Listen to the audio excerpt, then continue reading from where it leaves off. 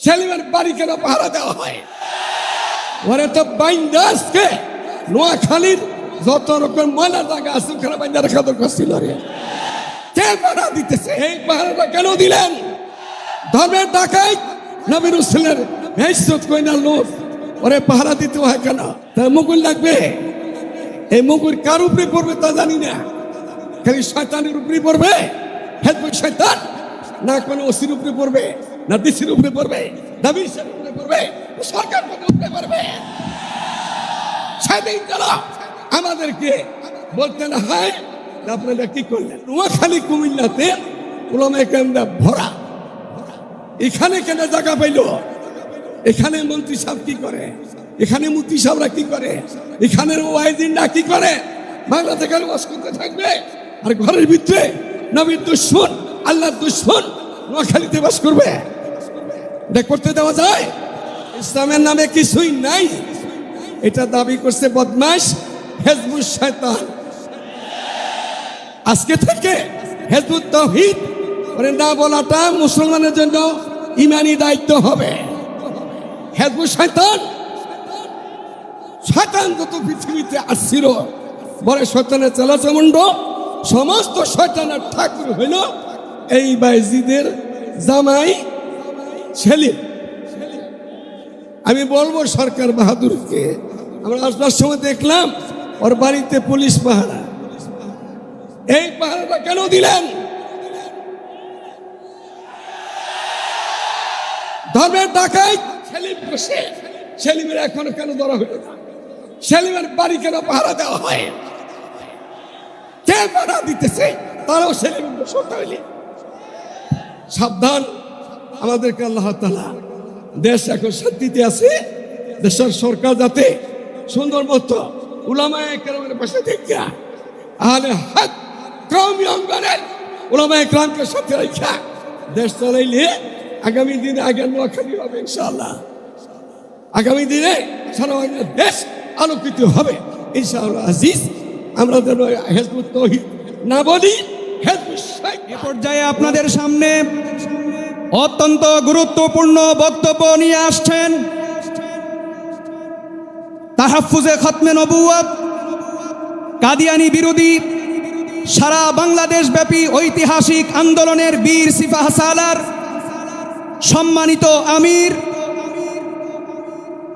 জামিয়া হালিমিয়া মধুপুর মাদ্রাসার স্বনামধন্য মুহতামিম ও শাইখুল হাদিস, বাংলার জিন্দা শাহজালাল, মর্দে মুজাহিদ আল্লামা আব্দুল হামিদ পীর সাহেব মধুপুরী, আল্লামা আব্দুল হামিদ পীর সাহেব মধুপুরী এ পর্যায়ে গুরুত্বপূর্ণ বক্তব্য রাখছেন। নারায়ে তাকবীর।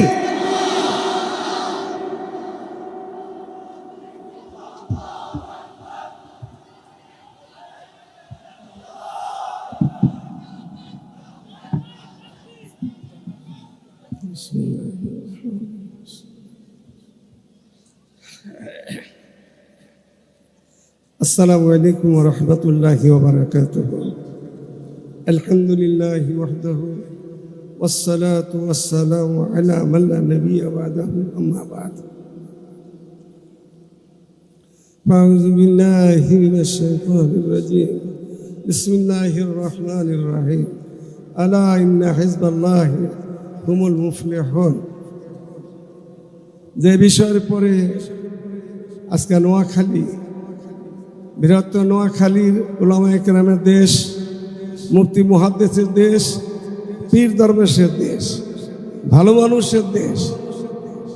এই দেশের মধ্যে আজকে নোয়াখালীর জমিনে আমি 1964, 65, 66, 65 থেকে নিয়ে 1970 পর্যন্ত ওলামাদের লেখাপড়া করছিলাম। তখন আমি দেখছি মুসলমান মেয়েরা না, হিন্দু মেয়েরাও রাত্রে চলাচল করতো, সামনে একটা ছাতি মাথায় দিয়ে আসে। সে নোয়াখালী মধ্যে আজকে বিষয় একটা না, এক কথাতে ইসলামের নামে কিছুই নাই, এটা দাবি করছে বদমাশ হিজবুল শয়তান। আজকে থেকে হিজবুত তাওহীদ মানে না বলাটা মুসলমানের জন্য ইমানি দায়িত্ব হবে। হিজবুত শয়তান, শয়তান যত পৃথিবীতে আসছিল বলে শয়তানের চেলাচামুন্ড, সমস্ত শয়তানের ঠাকুর হইল এই বাইজিদের জামাই সেলিম। আমি বলবো সরকার বাহাদুরকে, আমরা আসবার সময় দেখলাম ওর বাড়িতে পুলিশ পাহারা। এই পাহারাটা কেন দিলেন? ধর্মের ডাকাইত, কোরআনের ডাকাইত, নবী রাসূলের বেইজ্জত কইনা লোক ওরে পাহারা দিতে হয় কেন? ওরে তো বাইন্দাসকে নোয়াখালীর যত রকম ময়লা জায়গা আছে ওখানে বাইন্দা রাখা দরকার ছিল রে। ওরে পাহারা কেন দেওয়া হইল?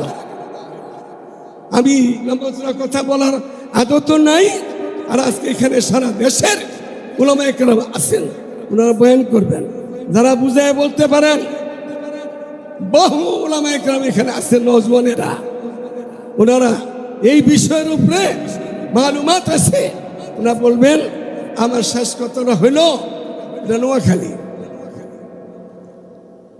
এটার মধ্যে ফেনী, এর মধ্যে লক্ষ্মীপুর, সাথে চাঁদপুর, কুমিল্লা, বর্তমান বাংলাদেশে বৃহত্তর কুমিল্লা, বৃহত্তর নোয়াখালী, সারা দেশে চট্টগ্রামের মধ্যে বড় বড় মাদ্রাসা, কিন্তু নোয়াখালী কুমিল্লাতে উলামায়ে কেরামরা ভরা।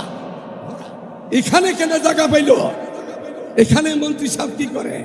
এখানে মুফতি সাহেবরা কি করে? এখানের ওয়াইজিনরা কি করে? বাংলা থেকে বাস করতে থাকবে আর ঘরের ভিতরে নবীর দুশমন, আল্লাহর দুশমন নোয়াখালীতে বাস করবে? এটা করতে দেওয়া যায়? আজকের লিগে এতটুকু বর্তমান সরকার উলামায়ে কেরামের কাছাকাছি আছে, ওনাকে বুঝাইয়া যদি মাটি করে দেওয়া যায় সবচেয়ে ভালো।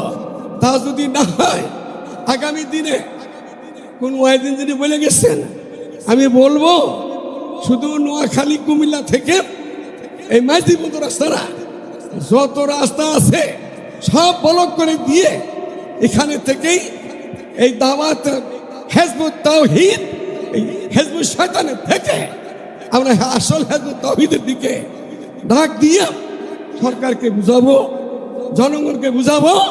এর থেকে না ফিরে তাহলে বাকি এমনি হয় না। মুকুল লাগবে, তাহলে মুকুল লাগবে। এই মুকুল কার উপরে পড়বে তা জানি না, খালি শয়তানের উপরে পড়বে। হিজবুত শয়তান না কোনো ওসির উপরে পড়বে, না ডিসির উপরে পড়বে, না বিশের উপরে পড়বে, সরকার উপরে পড়বে। সেদিন আমাদেরকে বলতে না হয় আপনারা কি করলেন? আমি যখন আসতেছিলাম আজান হওয়ার আগ দিয়া মনে হয় আমাদের কোনো কর্মকর্তা বাংলাদেশের ওনার বক্তৃতা ছিল, আপনারা কোনো এমন কাজ করবেন না। আমাদের বলেন কেন? এই কথা আপনি বলার কে? মুসলমান আমাদের বললেন ওরে জ্বালায় পড়ে দেন, ওরে বাংলাদেশে বের করে দেন, ওরে যাবজ্জীবন জেল দিয়ে দেন, ও তো ফাঁসির কাজ করে ফাঁসি দিয়ে দেন। আমাদের কেন বললেন আপনি? আপনার সরকারের পক্ষ থেকে ইসে থাকেন, এমপি বা মন্ত্রী, আপনি জানেন না? আপনি মুসলমানের বাচ্চা, মুসলমান আপনি আমাদের কেন বললেন এমন কাজ করবেন না? যে কাজে নাকি অশান্তি তৈরি হয়, অশান্তি তৈরি করছে কে? কে করছে? কে করছে? সেলিম করছে। সেলিমের এখনো কেন ধরা হইল না? সেলিমের বাড়ি কেন পাহারা দেওয়া হয়? কে পাহারা দিতেছে? তারাও সেলিম সরতে হইলে সাবধান। আমাদেরকে আল্লাহ তাআলা, দেশ এখন শান্তিতে আছে, দেশের সরকার যাতে সুন্দর মতো উলামায়ে কেরামের পাশে দেখা আহলে হক কওমি অঙ্গনের উলামায়ে কেরামকে সাথে রাখা দেশ চালাইলে আগামী দিনে আগের নোয়াখালী হবে ইনশাআল্লাহ।